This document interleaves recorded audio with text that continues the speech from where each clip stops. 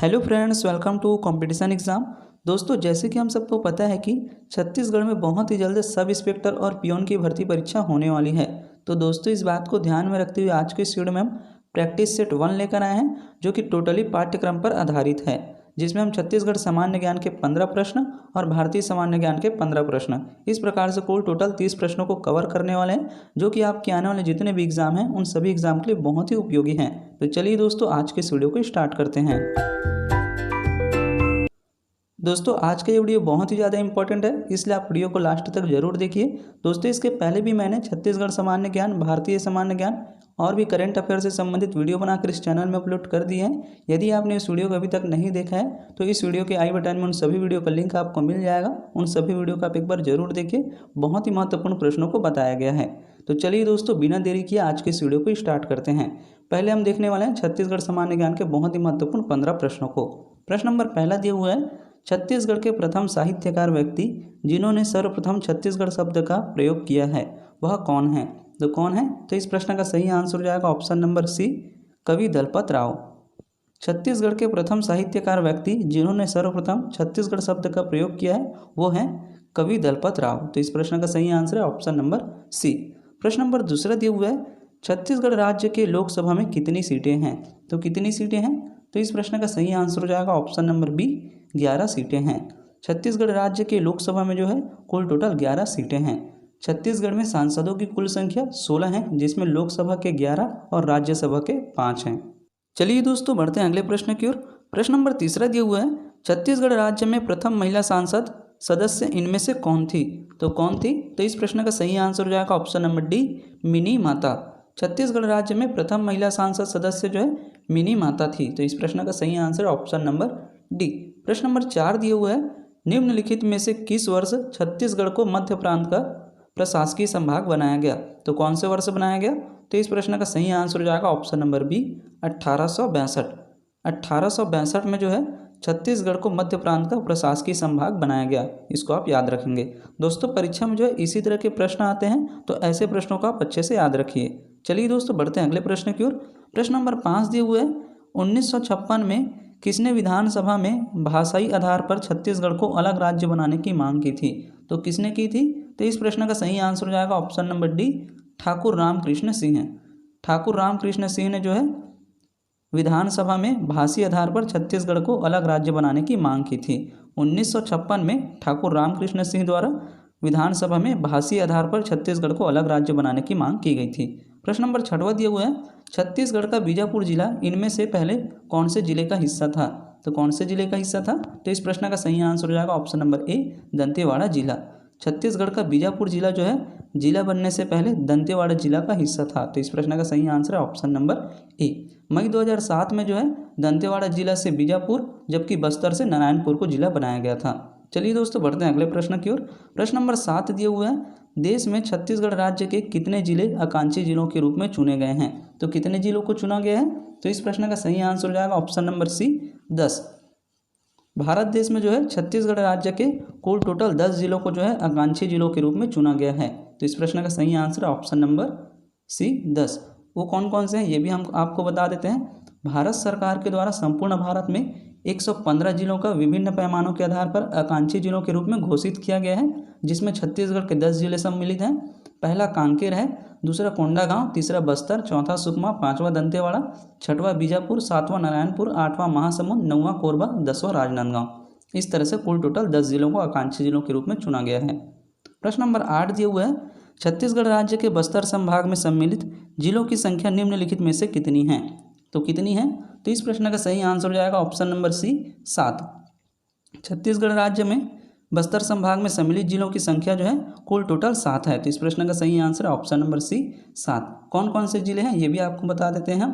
पहला है कांकेर, दूसरा है कोंडागांव, तीसरा बस्तर, चौथा दंतेवाड़ा, पांचवा सुकमा, छठवां नारायणपुर, सातवां बीजापुर। इस तरह से कुल टोटल बस्तर संभाग में 7 जिला शामिल हैं। चलिए दोस्तों, बढ़ते हैं अगले प्रश्न की ओर। प्रश्न नंबर 9 दिया हुआ है, छत्तीसगढ़ राज्य के अंतिम सीमा किस जिले से बनती है? तो कौन से जिले से बनती है? तो इस प्रश्न का सही आंसर हो जाएगा ऑप्शन नंबर ए, सुकमा। छत्तीसगढ़ राज्य के अंतिम सीमा जो है सुकमा जिले से बनती है। इसको आप याद रखेंगे। प्रश्न नंबर 10 दिए हुए है, मध्य प्रदेश कि किस दिशा की ओर छत्तीसगढ़ राज्य स्थित है।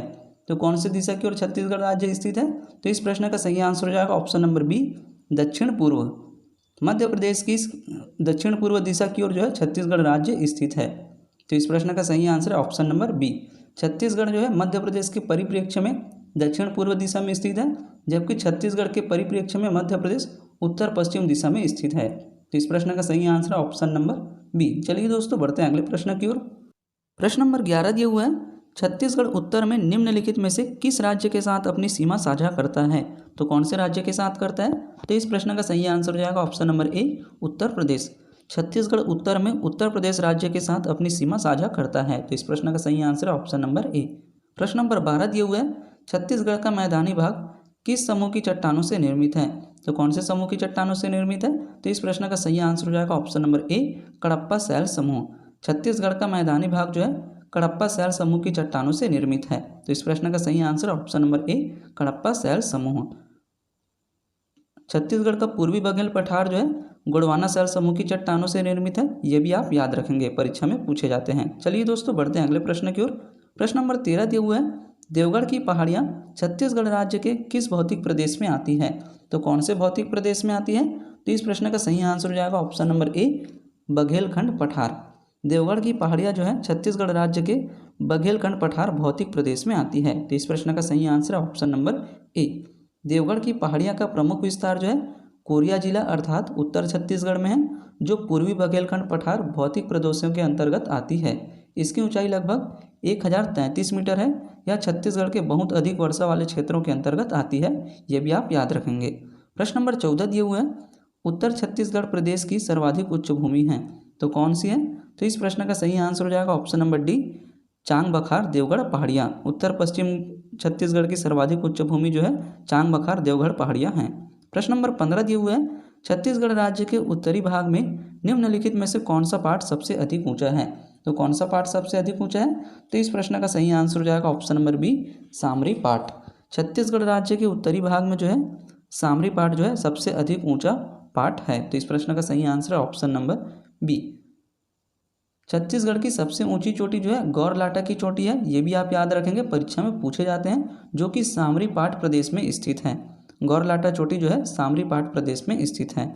इस तरह से दोस्तों बहुत ही महत्वपूर्ण 15 प्रश्नों को हमने कवर किया है। अब हम देखने वाले हैं भारतीय सामान्य ज्ञान के बहुत ही महत्वपूर्ण 15 प्रश्नों को। प्रश्न नंबर पहला दिए हुए है, मेहरगढ़ पत्थरों के लघु औजार निम्न में से किस पाषाण काल में प्राप्त हुए थे? तो कौन से पाषाण काल में प्राप्त हुए थे? तो इस प्रश्न का सही आंसर हो जाएगा ऑप्शन नंबर बी, मध्य पाषाण काल। मेहरगढ़ पत्थरों के लघु औजार जो है मध्य पाषाण काल में प्राप्त हुए थे। तो इस प्रश्न का सही आंसर है ऑप्शन नंबर बी। प्रश्न नंबर दूसरा दिया हुआ है, सिंध का बाघ के नाम से निम्नलिखित में से किस सभ्यता को जाना जाता है? तो कौन से सभ्यता को जाना जाता है? तो इस प्रश्न का सही आंसर हो जाएगा option number B, Mohenjodaro. Sindh का बाघ के नाम से जो है मोहनजोदड़ो सभ्यता को जाना जाता है। तो इस प्रश्न का सही आंसर है ऑप्शन नंबर बी। मोहनजोदड़ो को जो है नकलिस्तान के नाम से भी जाना जाता है। इसको भी आप याद रखेंगे। चलिए दोस्तों बढ़ते हैं अगले प्रश्न की ओर। प्रश्न नंबर तीसरा दिया हुआ है, भारतीय संविधान में मूल संविधान के कितने भाग हैं? तो कितने भाग हैं? तो इस प्रश्न का सही आंसर हो जाएगा ऑप्शन नंबर ए, 22 भाग हैं। भारतीय संविधान में मूल संविधान के कुल टोटल 22 भाग हैं। तो इस प्रश्न का सही आंसर है ऑप्शन नंबर ए। प्रश्न नंबर 4 दिए हुए हैं, जन गण मन को भारत के राष्ट्रगान के रूप में कब अपनाया गया? तो कब अपनाया गया? तो इस प्रश्न का सही आंसर हो जाएगा ऑप्शन नंबर बी, 24 जनवरी 1950। जन गण मन को जो है भारत के राष्ट्रगान के रूप में 24 जनवरी सन 1950 में अपनाया गया। ये जो है बहुत ही ज़्यादा इंपॉर्टेंट प्रश्न है। ये परीक्षा में पूछे जाने की बहुत ही ज़्यादा संभावना है और ये प्रश्न जो है परीक्षा में पहले भी कई बार पूछे जा चुके हैं। तो जन गण मन को भारत के राष्ट्रगान के रूप में 24 जनवरी सन 1950 को अपनाया गया। चलिए दोस्तों बढ़ते हैं अगले प्रश्न की ओर। प्रश्न नंबर 5 दिए हुए हैं, भारत के किस राज्य में मन्नार की खाड़ी स्थित है? तो कौन से राज्य में स्थित है? तो इस प्रश्न का सही आंसर हो जाएगा ऑप्शन नंबर सी, तमिलनाडु।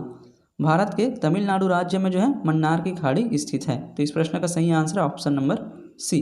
प्रश्न नंबर 6 दिए हुए हैं, पृथ्वी की सबसे प्राचीन शैल समूह के नाम से जाना जाता है। तो कौन सा है? तो इस प्रश्न का सही आंसर हो जाएगा ऑप्शन नंबर ए, आर्कियन शैल समूह। पृथ्वी की सबसे प्राचीन शैल समूह जो है आर्कियन शैल समूह है। तो इस प्रश्न का सही आंसर है ऑप्शन नंबर ए। दोस्तों ये भी प्रश्न बहुत ही ज़्यादा इंपॉर्टेंट है, ये भी परीक्षा में पूछे जा चुके हैं, तो ऐसे प्रश्नों को आप अच्छे से याद रखेंगे। चलिए दोस्तों बढ़ते हैं अगले प्रश्न की ओर।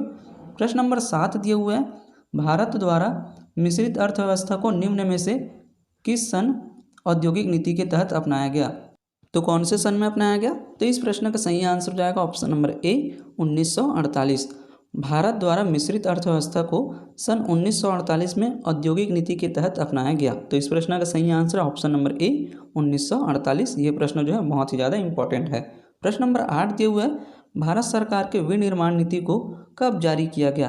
तो कब जारी किया गया? तो इस प्रश्न का सही आंसर है ऑप्शन नंबर ए 4 नवंबर 2011।